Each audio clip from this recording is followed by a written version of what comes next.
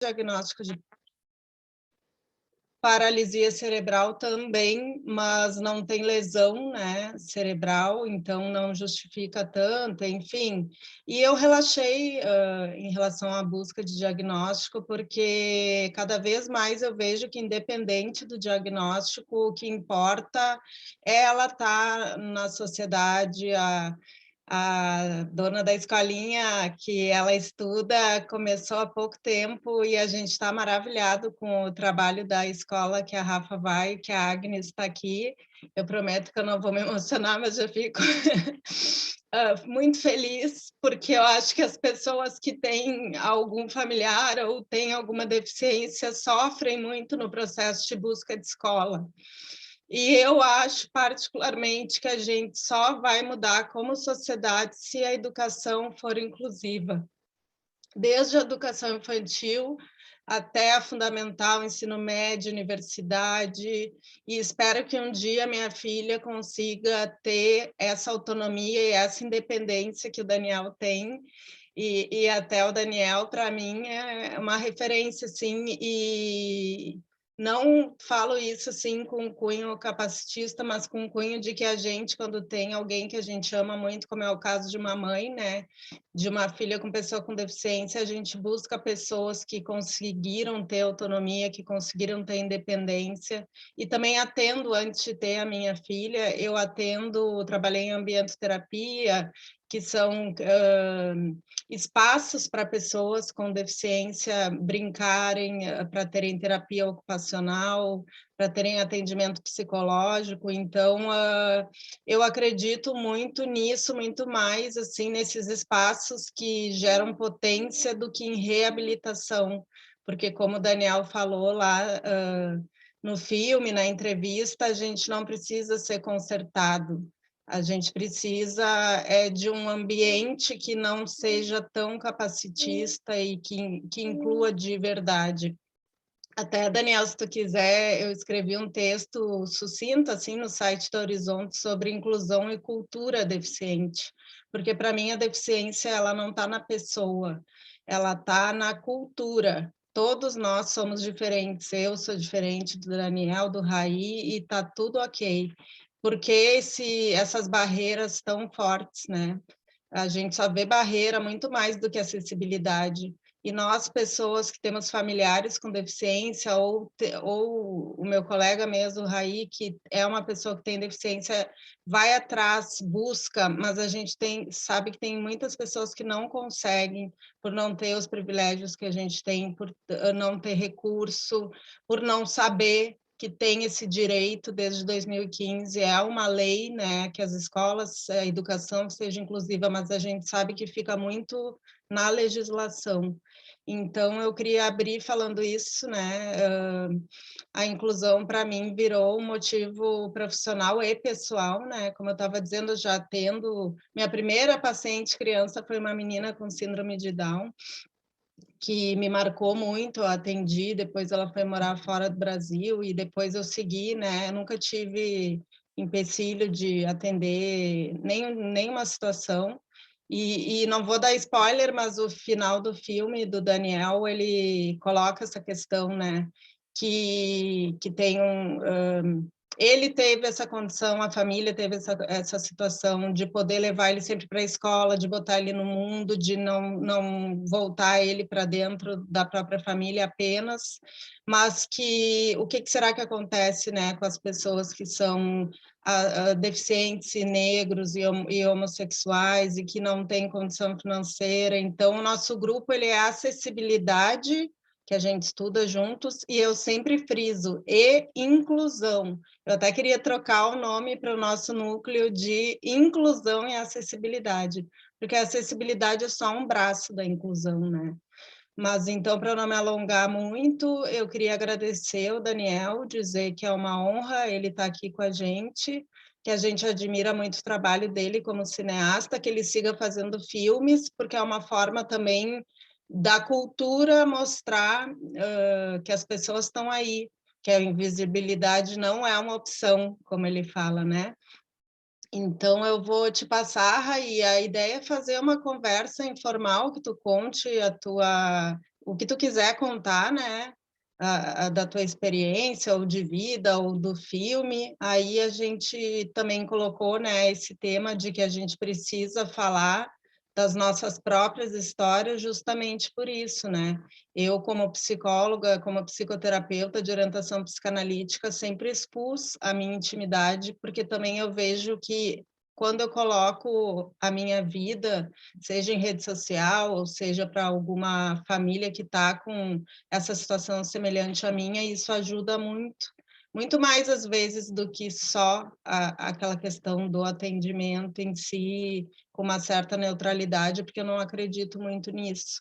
Eu acho que a gente tem que poder ter muito afeto e muita proximidade com as pessoas que a gente atende, né? São pessoas, independente de seus diagnósticos. Mas então é isso aí, eu passo para ti, Daniel. Daí qualquer coisa também, eu não sei se o Daniel gosta que falem durante a fala dele, aí a gente vê o que tu acha, tá, Daniel? Obrigadão.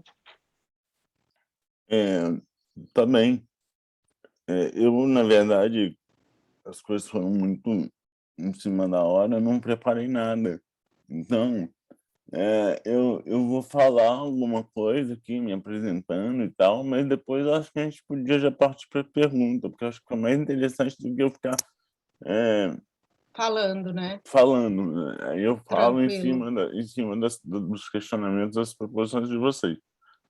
Bom, para quem não me conhece, apesar de Marta já ter me apresentado muito bem, eu diria. Obrigada. Eu sou Daniel Gonçalves, eu tenho 37 anos, eu sou um homem branco, cisgênero, de cabelos e olhos castanhos, uso bigode, estou vestindo uma camiseta cinza que está escrito lute como uma garota.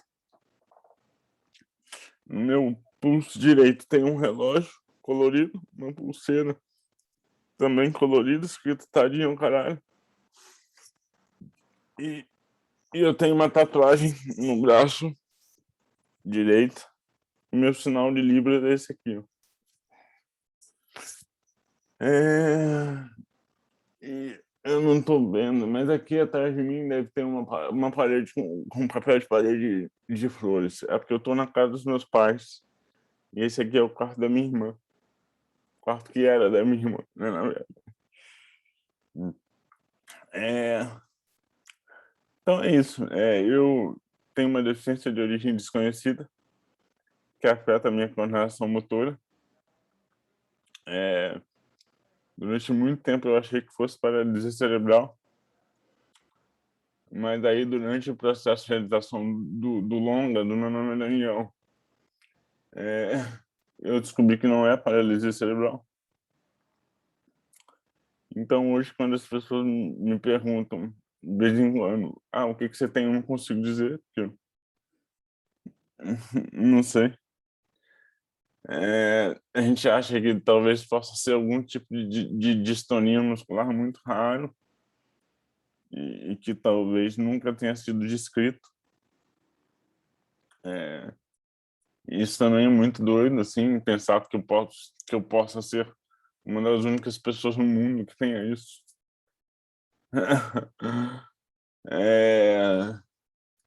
Mas também não é uma coisa que eu fique me preocupando. Aliás, da mesma forma que você falou do diagnóstico e tal, eu só resolvi ir atrás desse diagnóstico, no meu nome é Daniel, porque eu achei que talvez fosse uma boa maneira de contar a história. Ou que fosse um dos, o que essa busca pelo diagnóstico fosse um dos fios condutores do filme. Eu acho que eu acho que cumpriu esse papel, né? Foi um dos condutores do filme bem assim, tem essa coisa meio que dá uma amarrada no filme ao longo dele todo. E aí, por um acaso da vida e do cinema, no meio do processo teve essa reviravolta, né? Que eu descobri que não é paralisia cerebral e termino o filme sem saber o que eu tenho exatamente. Mas eu acho que mesmo se eu tivesse descoberto, eu talvez não contasse no final do filme, porque eu acho que não é o mais importante para mim, né, no caso. Porque o diagnóstico ia mudar muito pouca coisa na minha vida, né? Eu aquela época, né, 2017, mais ou menos,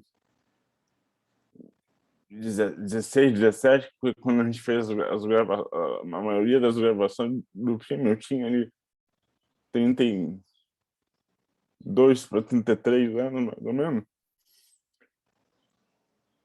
Tinha meio que vivido a minha vida inteira, até aquele ponto, sem ter um diagnóstico fechado. E, de fato, eu acho que não teria, ou mudaria muito pouco eu saber o que eu tenho exatamente.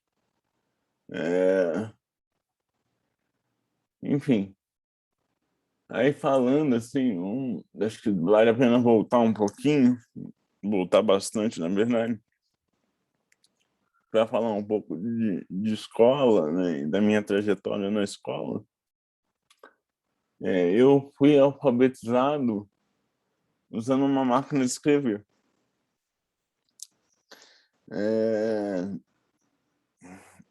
Foi em 1990, então tem 31 anos, né, mais ou menos. E ali, naquela época, os meus pais falam que ninguém sabia se ia dar certo, mas foi uma aposta, né? E acabou se mostrando uma aposta muito bem sucedida, porque eu acho que, eu acho não, né? Se hoje, né, depois de tanto tempo, meu quadro motor já melhorou bastante, né? Eu consigo fazer quase tudo. Se ainda hoje escrever à mão não é uma coisa simples para mim, tipo, demora, é cansativo, né? 30 anos atrás era muito mais difícil. Então, a máquina de escrever foi uma aposta, né? Como eu disse, dos meus pais, com a equipe que me acompanhava na época. É, a única adaptação, né? Lógico que a máquina foi uma super adaptação, mas a única adaptação na máquina que a gente teve que fazer foi que logo no início, né? No início do antigo CA, né? Que hoje é como se fosse o primeiro ano, né? Mas né, na minha época era o CA, e aí, enfim, no CA, o que aconteceu? Quando a professora começou a escrever no quadro as letras cursivas e em caixa baixa, eu ali no início eu não conseguia associar as letras em caixa alta do teclado àquelas letras em caixa baixa do quadro. Então a minha mãe pegou e recortou as letrinhas, todas as letrinhas em caixa baixa, em papel, e colou em cada uma das teclinhas da máquina. E aí aquilo me ajudou, não teve mais nenhum tipo de problema. E aí, conforme o tempo foi passando, e aqueles papeizinhos, né, de tanto eu digitar, alguns foram caindo, e aí não precisou mais voltar, porque eu já tinha feito, né, a associação da letra em caixa baixa com a correspondente em caixa alta do teclado. Bem ali no início, né, do CA, talvez até a quarta ou quinta série, eu tinha uma pessoa que me ajudava na sala, que hoje seria a figura do mediador, né? Mas na época a gente não usava esse nome.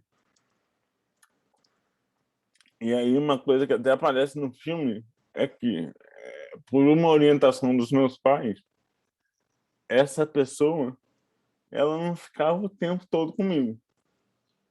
Ela estava ali na sala, ela era meio que uma professora assistente, né, da professora principal, entre aspas.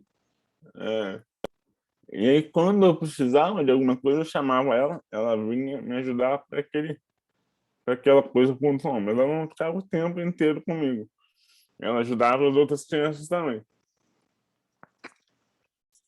E aí, conforme eu fui ganhando, né, mais autonomia, eu fui deixando de precisar dessa pessoa.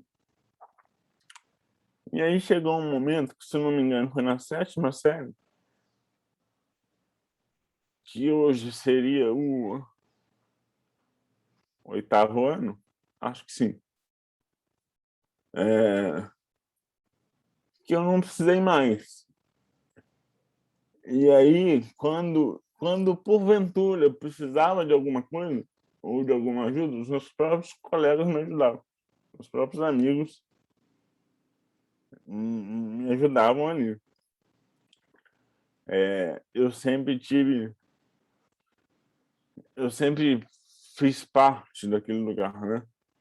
Eu não estava só ali, tipo de figurante, não. Eu fazia parte daquele lugar. Nesse, nesse, eu fiz a pré-escola e o CA em uma escola, aí essa escola acabava, não tinha mais. Aí depois eu fui para uma outra escola também pequena, onde eu fiz o ensino fundamental, né? Na primeira e 8ª série. Nessa escola, nessa segunda escola, eu durante acho que todas as séries, eu tinha e na mesma turma tinha um colega que era um surdo oralizado. Então, e a escola tinha outros alunos que acho que eram surdos oralizados também, em turmas à frente e atrás de mim. Provavelmente deveria ter mais pessoas com algum tipo de questão, porque, né, hoje em dia tem muito mais diagnóstico de TDAH ou tipos de autismo, pessoas com um espectro autista que são mais leves e tal, e que acho que naquela época esses diagnósticos não apareciam tanto. Mas assim, que eu me lembre, éramos eu e o Leandro, que era esse colega que era surdo,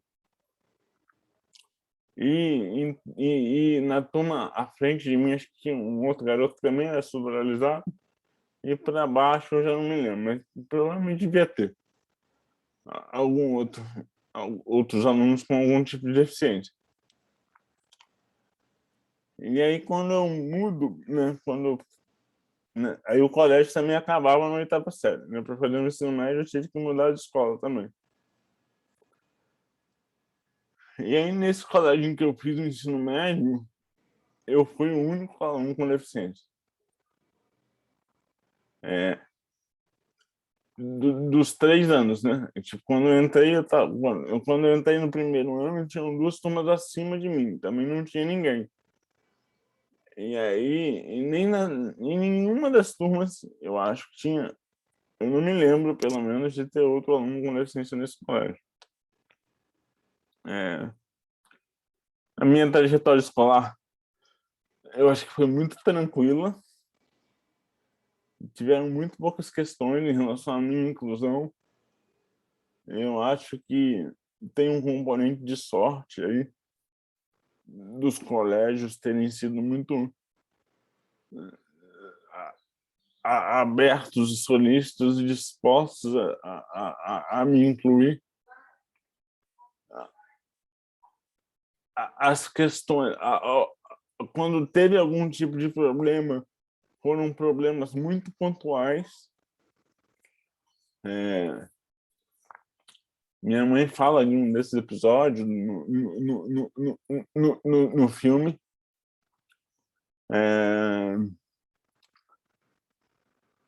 Eu fui ter problema mesmo em relação à máquina de escrever quando eu fiz vestibular. Eu fiz vestibular a primeira vez ali em 2001 para 2002. E a gente sempre dizia, né? As bancas, né? Quando você ia fazer a inscrição, geralmente tinha aquela pergunta: precisa de alguma coisa, né? Precisa de algum tipo de auxílio e tal. E a gente dizia, né, que eu usava uma máquina de escrever para fazer a prova. E que quando a prova era objetiva, eu precisava de alguém para me ajudar a passar as respostas para o cartão.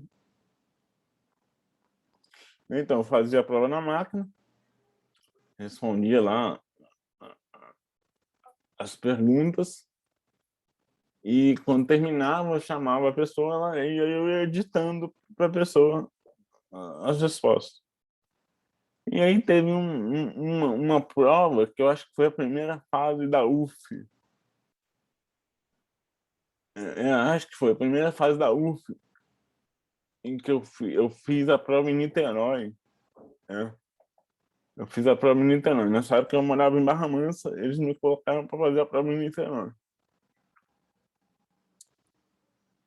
Já começa estranho daí, né? Porque se eu não tivesse condição de ir até Niterói, eu não faria a prova.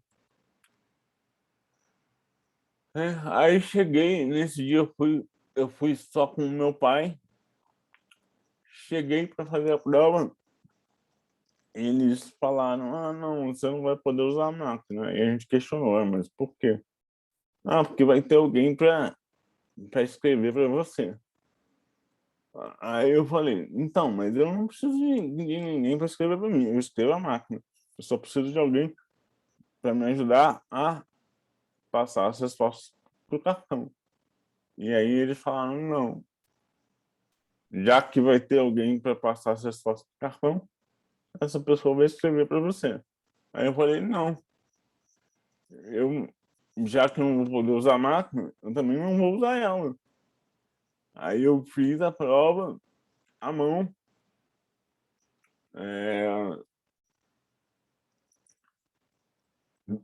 Não vou dizer que eu tenha ido mal, porque eu acabei passando de fase, mas, por exemplo, as questões de matemática e física, que tinha que fazer algum tipo de conta, eu não fiz. Eu fiz meio que de cabeça as contas, porque eu fazia a conta na máquina, sabe? Daquele jeitinho que a gente faz, mesmo, botando um númerozinho embaixo do outro. E estava super acostumado a fazer na máquina, e aí, como eles não deixaram, né? A gente...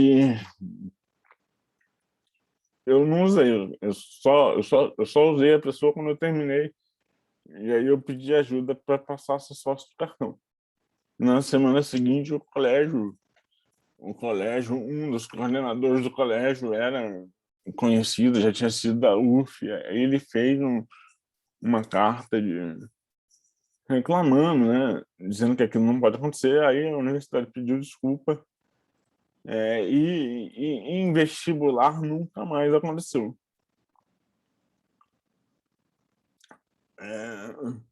O que mais? Foi acontecer coisa parecida quando eu fui tirar a carteira de motorista, por exemplo.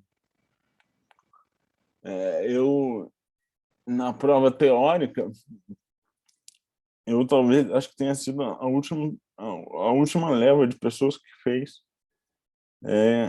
as provas ainda em papel aqui no Rio. Que agora as provas são todas feitas no computador. Mas eu devo ter sido justamente essa última leva que fez a prova em papel, com cartão resposta.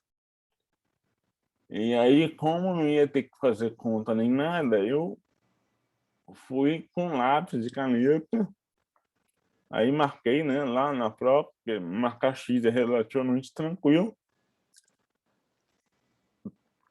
Aí, quando terminei a prova, chamei o fiscal, falei, então, precisava de alguém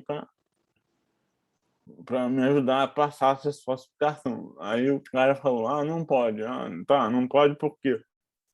Porque só você pode escrever no seu cartão. Tá, mas eu não escrevo. E aí?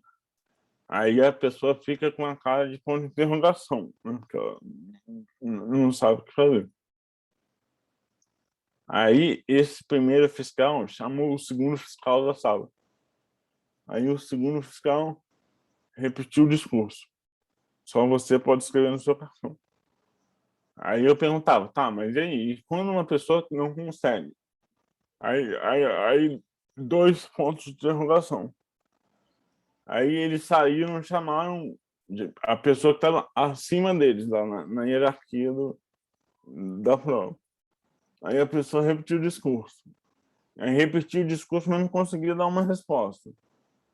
Aí foi subindo, foi subindo, foi subindo. Eu sei que no fim das contas chegou. Eu fiz a prova teórica em Barra Mansa. No fim das contas, chegou no órgão que fazia a prova no Rio. E aí o órgão manteve a posição. E aí o que eles fizeram foi que eles pegaram a prova que eu tinha feito, né, que eu tinha marcado as respostas na prova, grampearam o cartão resposta na prova e eu meio que só assinei o cartão resposta. Provavelmente, depois, sem ninguém ver, eles tiveram que passar as respostas para o cartão, porque a única maneira da nota entrar no sistema é pela leitura daquele cartão. Então, eu imagino que alguém lá, depois escondido, sem ninguém ver, deve ter pegado na minha prova e pintado as bolinhas para eu ser aprovado na prova. O que mais? Acho que depois disso teve um concurso. O concurso talvez tenha sido a mais bizarra de todas. Era um concurso para um banco público. Isso deve ter uns 10 anos, mais ou menos. E aí, novamente, né, essas coisas. Geralmente, na inscrição eles perguntam, precisa de alguma coisa? Aí eu falei, tá, preciso fazer a prova na minha máquina de escrever. Aí a banca falou, não pode. Não pode por quê? Porque você vai estar levando vantagem sobre os outros candidatos se você usar a máquina. Pode ser que tenha um barulho de trem aqui, né? Porque aqui na casa dos meus pais passa um trem aqui perto. Ele está vindo, inclusive. E aí a gente falou, tá, mas peraí, como assim levar vantagem sobre os outros candidatos? Levar vantagem, não pode. Aí na época a gente até pensou em entrar com um mandado de segurança para, né, garantir judicialmente que eu usasse a máquina. Acabou que a gente achou que não valia a pena o custo que isso ia ter. Eu também não estava muito afim de virar funcionário público. E eu fiz a prova do jeito que eles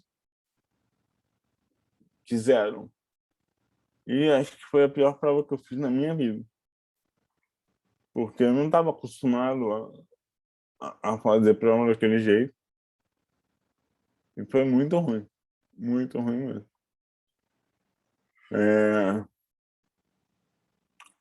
Quero ouvir vocês agora. Perguntas, questões. Eu fiquei pensando aqui que violência, né? Quando essas barreiras são fortes ao ponto das pessoas ignorarem a necessidade, né, da diversidade, assim, precisa da máquina, ponto. Vão dar um jeito, né? Exatamente, né? E aí, assim, eu usei a máquina de escrever com mais frequência, eu acho que até o final da faculdade. É, mas na faculdade, né, eu me formei em jornalismo, né, na PUC do Rio. Na faculdade, como tinha essas coisas, né, você geralmente faz uma aula em cada sala, eu já não usava a máquina para tipo, copiar a matéria, porque né, era um negócio muito grande para ficar levando de uma sala para outra. Na faculdade, eu usava a máquina para fazer prova.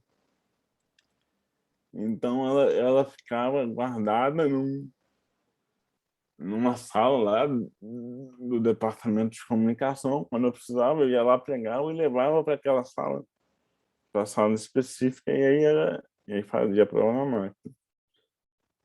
Na faculdade também não teve nenhum tipo de problema. Aliás, a máquina nunca foi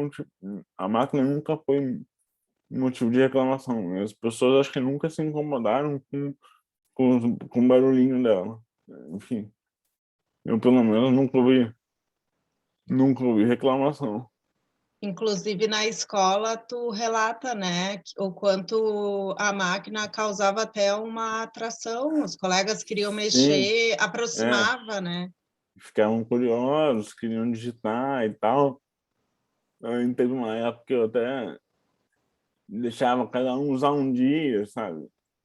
Sim, No final do recreio e tal. É, e eu nunca foi um posso, problema. eu posso te relatar uma experiência da minha filha da inclusão na escola, Aham, rapidamente, que é um pouco parecida, assim, ela não caminha, né? Em função desse talvez diagnóstico de paralisia cerebral, e ela iniciou a escola de educação infantil com 5 anos, porque até os 3 ela teve várias questões e não pôde ir, saúde. aham, E a escola teve uma sacada genial, assim, de fazer o primeiro dia que ela chegou para adaptação, assim, sem eu estar junto, assim, o dia da motinho, o dia da bicicleta. Então, todos os ah, alunos fizeram uma recepção, foi emocionante, assim, ela olha, chegou que e todo legal. mundo, Rafa, Rafa, e todos com as suas motinhos, né, na mesma situação, todos assim, Legal. e a motinho virou um sucesso. Esses tempos até fiquei com pena que a gente foi viajar e foi para a praia no final de semana, porque seria um passeio da turminha dela numa praça para andar de motinho, né? Então, eu acho assim, as coisas são tão mais simples quando a gente facilita, né? Eu acho que na maioria dos casos, né, é só uma questão de ter vontade, sabe? De querer incluir, né? É, por exemplo, nunca sofri bullying por causa da minha deficiência. Acho que um dos motivos foi o motivo das pessoas do colégio nunca terem me tratado com diferença. Uma outra, talvez, acho que tenha sido muito uma coisa minha. De sempre que eu ouvia algum comentário em relação à minha condição, eu já dava uma resposta atravessada, e aí aquilo acho que me quebrava, né? Peraí, não é coitadinho nada. Conta a história da minhoca, Daniel. Eu fico louca para falar o coitadinho, o caralho. Não, na verdade, né, tem aquela história da minhoca que está no filme. Ela foi mais ou menos, ela foi um gancho, né, para puxar a história do coitadinho caralho, mas naquela peça da minhoca, naquele dia, alguém falou, tadinho, mas a gente só foi escutar isso quando eu estava editando o filme, ninguém nunca tinha percebido aquilo. E aí, né, no processo de edição, né, você acaba vendo uma coisa muitas vezes, né? E aí a gente percebeu, peraí, tem alguém que fala tadinho que de fato falava, né? Mas ninguém escutou. Acho que os meus pais não escutaram, no dia nem nada. Mas depois, acho que uns anos depois, eu devia ter 10, 11 anos, eu tava andando pela varanda do clube do condomínio, onde a minha família passava férias em Angra. E um casal de meia idade, assim, sei lá, 40, 50 anos, um olhou pro outro e comentou enquanto eu passava, coitadinho. Ou tadinho dele, ou coisa parecida. E eu continuei andando assim, meio que sem olhar para trás, falei, coitadinho ao caralho. E eu me lembro de olhar para trás, depois de um tempo, e estar nos dois assim com uma cara de muitos espantados, né? Porque eu acho que eles jamais esperariam que eu fosse dar uma resposta daquele tipo. E tu era bem novo, né? Tu tinha 10 anos de idade. Por aí. Ou seja, Então, né? Tu nunca te sentiu um coitadinho. A tua não, família também, não né? mesmo. Eu acho que muito pela forma como os meus pais se colocaram ou se colocavam em relação a mim, né? Eu sempre estava nos lugares, eles nunca me esconderam, mas ao mesmo tempo a minha mãe sempre me disse que eu ia estar sempre quebrando essas coisas, sabe? Que as pessoas não conhecem mesmo. E aí vão ter, né, aquelas situações de preconceito por ignorância, por desconhecimento. E também vai ter situação de preconceito que a pessoa é escrota mesmo, sabe? Isso aí vai acontecer, não tem muito jeito. E ela sempre me disse que eu ia estar sempre tendo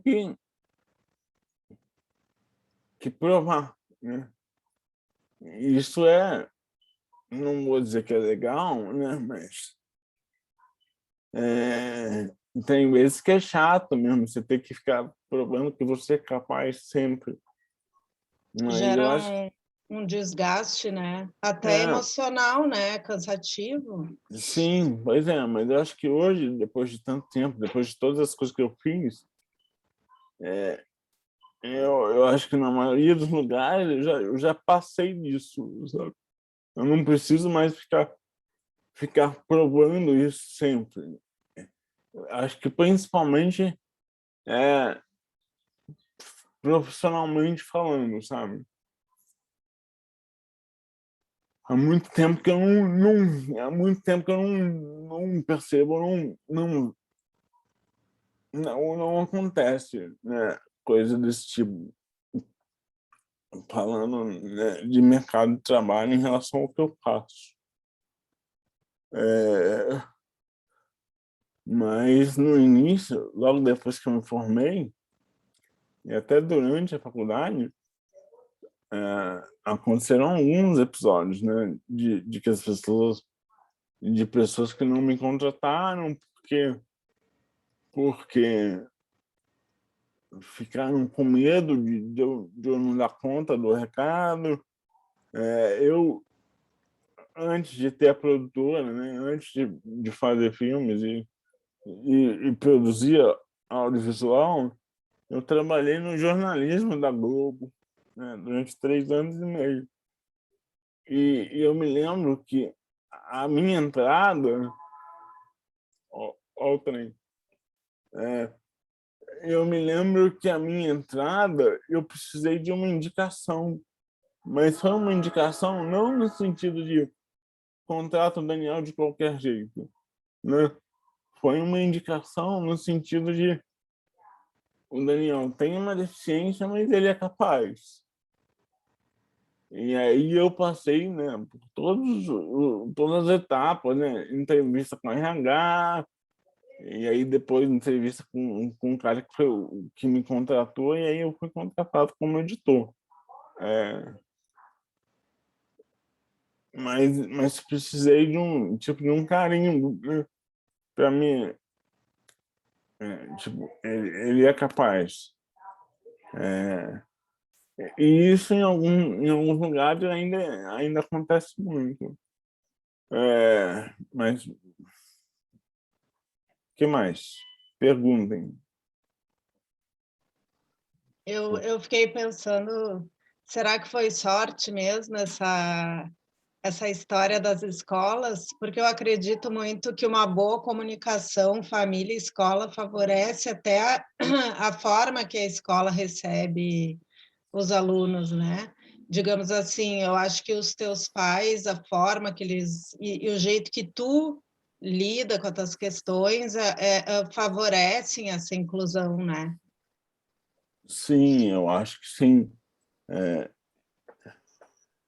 Eu acho que teve um componente mínimo, né, de sorte, mas sem dúvida a postura dos meus pais, depois a minha, sem dúvida foram super importantes para que não tivesse nenhum tipo de problema, né? A minha mãe, no colégio onde eu fiz o ensino fundamental,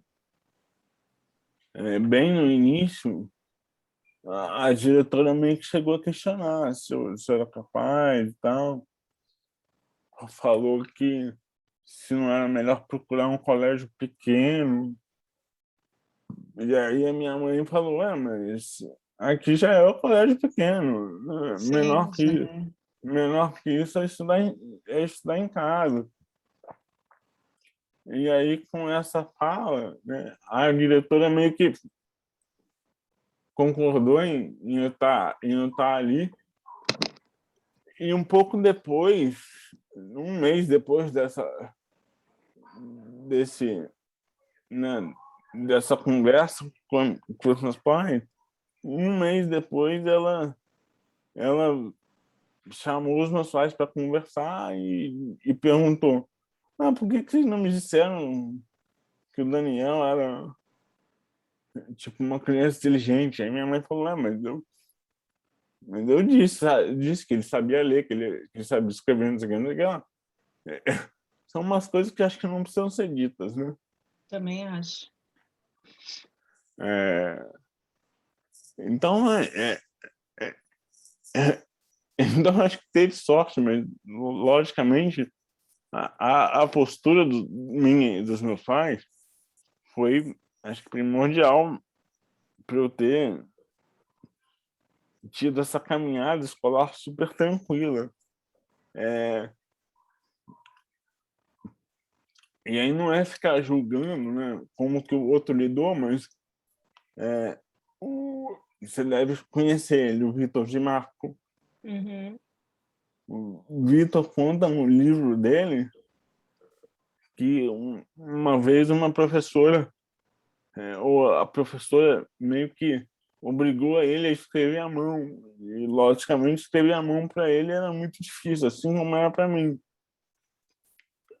E aí eu fiquei imaginando se uma professora dessa, ou se uma professora faz isso comigo, primeiro que eu ia ficar muito puto, certamente ia falar para minha mãe. E, cara, minha mãe no colégio era capaz dela Batendo. bater na professora, sabe? Porque não tem cabimento isso, sabe? Não tem. Então, acho que vai muito disso, né? E De não acho que se submeter, né? de não se submeter, exatamente. E pessoal, Sim, tá. quiserem perguntando uma coisa ou comentando, fazendo algum comentário. Oi, Daniel, meu nome é Lia, faço parte do grupo de acessibilidade junto com a Marta, com o Raí, com a Fran, com o pessoal. Eu assisti teu filme ontem à noite, até comentei no grupo ali, assim, o quanto eu fiquei impactada, o quanto eu fiquei feliz de ver um filme muito diferente do que eu tô acostumada a assistir, né? Então, assim, foi muito bacana o documentário. E eu fui assistindo o filme, assim, como uma telespectadora, assim, da história de vida, assim, a limitação, ela não chegou a me passar filme, assim, eu sei que era essa história que você estava contando, eu estou contando como eu vi, assim, porque teve as dificuldades enquanto adolescente, namoradas, brincadeiras, o teu melhor amigo, né, que era o filho do zelador, como que tu foi passando quando tu entra nos relacionamentos, e tudo assim, me passou assim, as dificuldades, né, então me remeteu ao título, assim, de meu nome é Daniel e a gente tem que contar a nossa própria história, assim, então foi tão próximo da minha história, da história das outras pessoas, das dificuldades de viver. Então, Exatamente. não sei se era assim, tinha o fio condutor dos teus exames, de como tu estava buscando o diagnóstico, mas também tinha, assim, quando tu te desafia a fazer escalada, a preocupação da mãe, a mesma preocupação que a gente tem com os nossos filhos quando vão fazer algum esporte, alguma coisa. Então, era de vida, assim, de que todos somos diferentes, mas que a vida, ela é difícil para todo mundo, assim, eu achei bonita a frase, né? Tu disse numa entrevista, eu não tive mais ou menos dificuldades que os outros, cada um tem as suas, né? Então, eu queria te parabenizar, assim, que foi um filme que eu, não é do meu gênero e eu achei muito bom, achei sensacional, estou super indicando. Ai, Parabéns. que bom, obrigado. Esse talvez acho que tenha sido o maior desafio é, de quando eu estava, né, de quando eu decidi fazer o filme, que era justamente é, fugir daqueles lugares em que geralmente os filmes sobre pessoas com deficiência caem, né? Que é ou numa coisa de coitadinho ou uma coisa de superação. Até porque eu não me identifico nem com uma coisa nem com outra. Então, foi um desafio, né? Que o filme não caísse nesses dois lugares. E a gente teve, inclusive, que ter algumas decisões de narrativa ou de escolha, de edição, do que usar e do que não usar, que foram baseadas nisso, né? De não cair nesses dois lugares. Eu cheguei a fazer entrevistas com algumas pessoas de fora da minha família. E logo que a gente sentou na ilha para poder começar a editar, a gente viu que não daria para usar nenhuma dessas entrevistas, porque mesmo sem as pessoas quererem, as falas delas acabavam levando para esse lugar da superação. Então, a gente cortou logo de cara todo mundo que não era da minha família. Outra decisão narrativa, para não reforçar isso, é, foi, foi a decisão de a gente não usar nenhuma música composta para o filme para poder gerar algum tipo de emoção, né? Então, o filme tem algumas músicas que foram compostas, né, para alguns momentos, mas são músicas que são quase como só uns sons que estão ali para preencher alguma coisa, mas não causam nenhum tipo de emoção, né? Porque seria muito fácil também fazer as pessoas se debulharem em lágrimas, se eu colocasse naquela sequência em que eu ando, né, em que eu ando sozinho, que eu dou os primeiros passos, seria muito fácil fazer essas pessoas chorarem se a gente colocasse uma música super emotiva, né? Um piano ali. Então, então a gente não usou nenhum tipo de música para poder que desse alguma emoção, ou que trouxesse alguma emoção que a gente não queria. É, então foi isso. E eu acho que o filme ele ele atinge, né? Ele toca pessoas tão diferentes, né? Acho que justamente por isso, porque ele é um filme muito humano. Ele não é um filme sobre ele também é um filme sobre um garoto que teve uma deficiência, mas apesar disso, ele é um filme que mostra o crescimento de um garoto, sabe? Um garoto que teve dificuldade com as meninas, que depois conseguiu resolver isso. A preocupação da mãe, que é meio que inerente a todas as mães. Então, eu acho que o filme. E aí tem a coisa das imagens de arquivo que todo mundo que tem, ou todo mundo não, mas boa parte das pessoas que têm a minha idade tinha ali algum tio, ou pai que tinha uma câmera, então existia essa coisa de filmagem de Natal, e aí aquela coisa bem brasileira de tocar o chão no Natal, enfim, essas coisas que trazem uma coisa afetiva e que acaba tornando o filme mais universal, né? O filme não é só sobre uma pessoa com deficiência, ele acaba batendo em todo mundo. Então eu fico feliz que o filme, depois de 3 anos, ele ainda siga sendo visto e tocando as pessoas. Eu acho isso muito legal.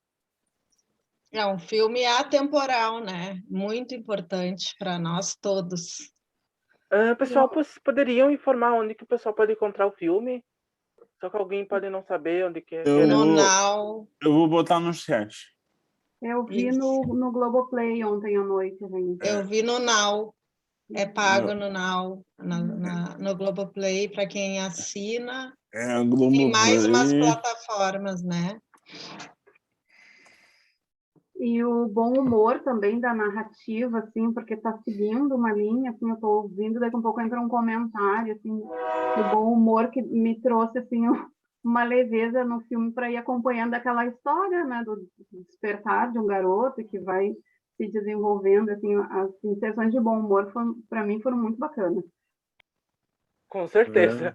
E, Daniel, podia falar um pouquinho mais de como é que foi, como é que é a tua autonomia agora, o que tá pensando para o futuro, atualmente, e já ir fazendo as tuas conclusões finais. Muito triste, mas já estamos quase estourando nosso horário.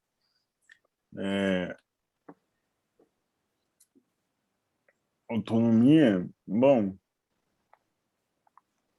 que eu posso dizer? Acho que hoje eu faço quase tudo.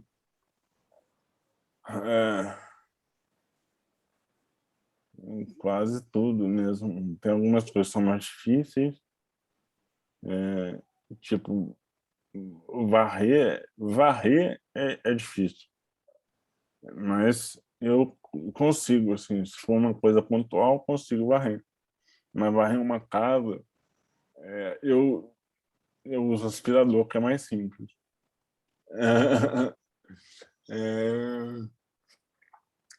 Cozinhar também não é muito simples, mas já tenho feito algumas coisas, principalmente quando eu estou aqui em Barra Mansa, que a cozinha dos meus pais é grande, né? Então, a minha cozinha é uma bem pequenininha. E lugares pequenos, às vezes, não é bom para mim. Tu dirige, né? Tu tem carta. Eu dirijo, preciso até renovar minha carteira, mas enfim. Dirijo, trabalha. Tirei carteira em 2007, talvez. Trabalho, tenho uma produtora, estou desenvolvendo um outro projeto de longa, que foi até o que a Marta comentou, acessibilidade. Se tudo der certo, a gente roda ele no ano que vem para ficar nos avise, Daniel. Para ficar pronto no final do mês. No final do mês, não. No final do ano que vem. Nosso desejo é esse, que ele esteja pronto até o fim do ano, para começar a rodar festival em 2023.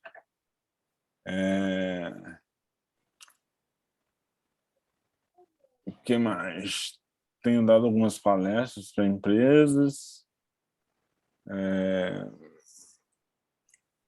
de autonomia, assim, né? Muito mais por segurança. Eu sempre tenho uma cadeira dentro do box para eu tomar banho. E embora hoje quando eu quero, não preciso usar a cadeira, mas ela está lá, às vezes eu estou cansado, enfim. Faz escalada, né? Sim, escalo. Faz já. ainda? Mais ou menos. Mais ou menos. Pretendo voltar em breve para a escalada, porque a escalada me faz bem.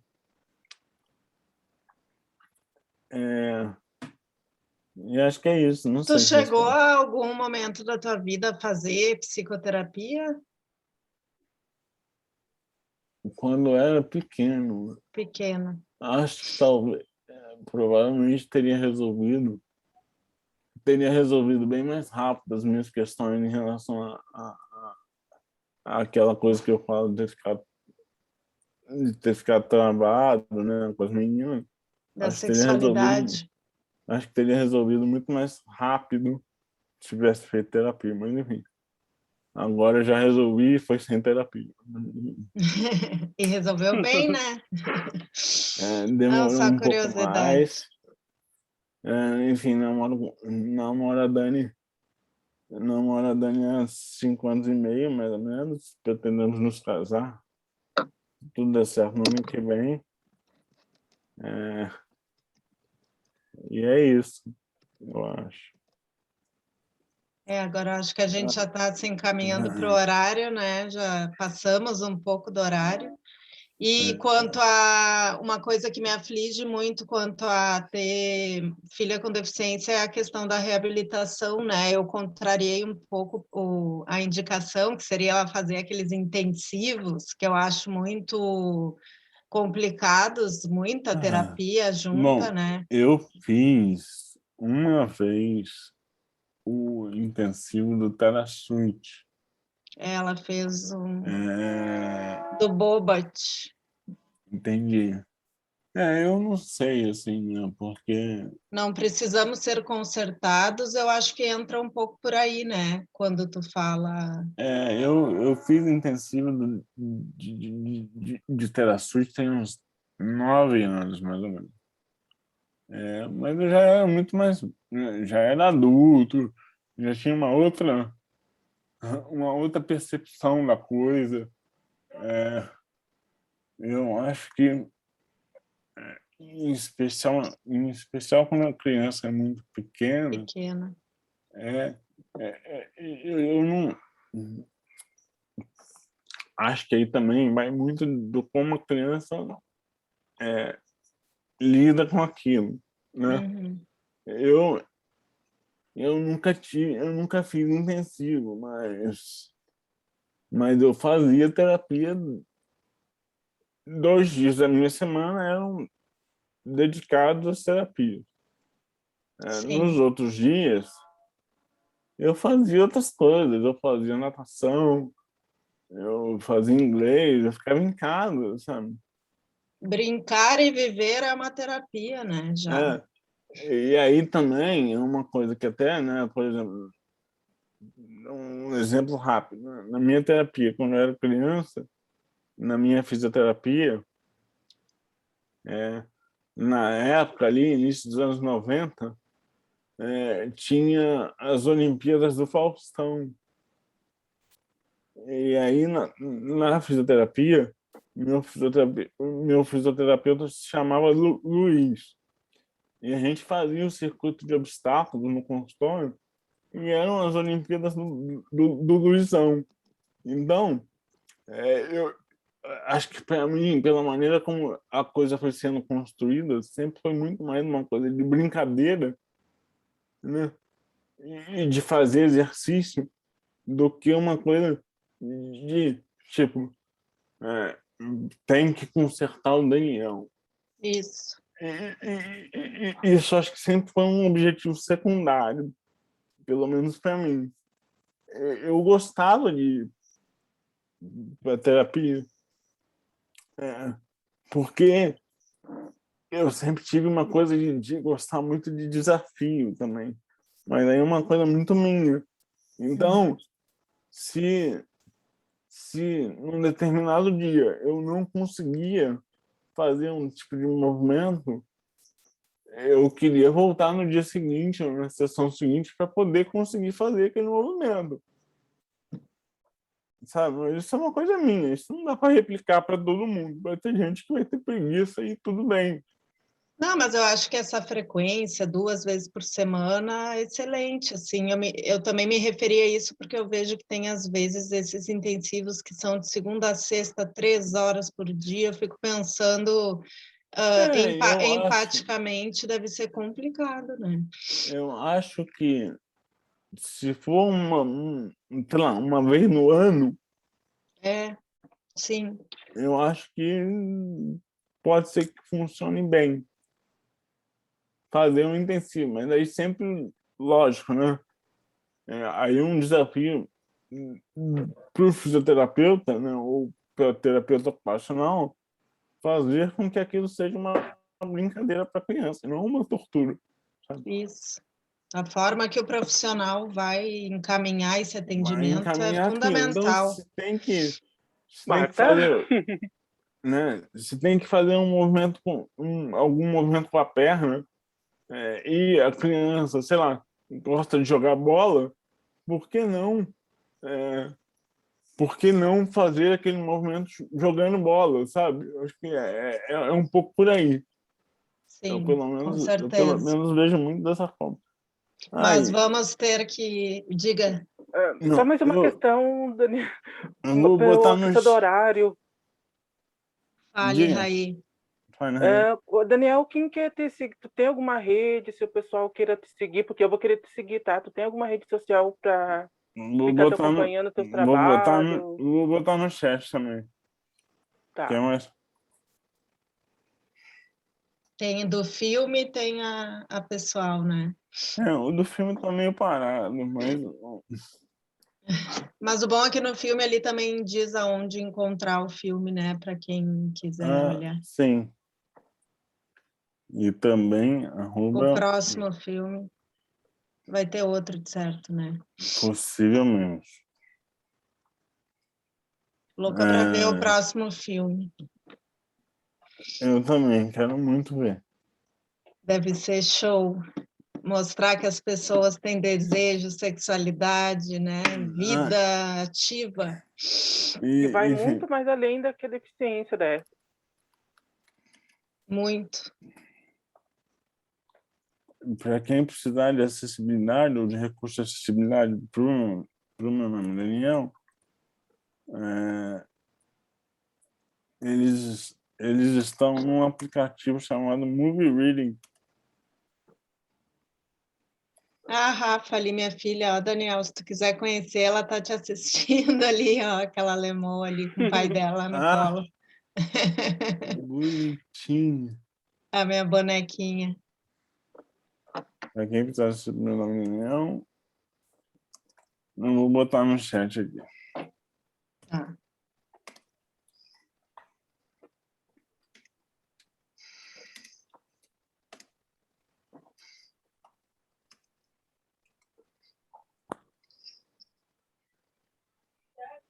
Então tá, gente, fica em contato contigo, te agradece muito, muito, muito pela tua presença, foi sensacional esse debate, né, o lugar de fala que tanto se fala, né, é das pessoas, as pessoas têm que poderem falar, eu falo assim, espero que a minha filha não se incomode comigo, que às vezes eu falo da vida dela, né, quando ela puder me responder, eu vou saber se ela vai gostar ou não.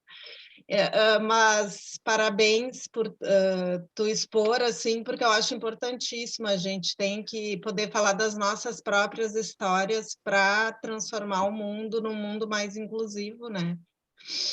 Isso, Mas, também acho.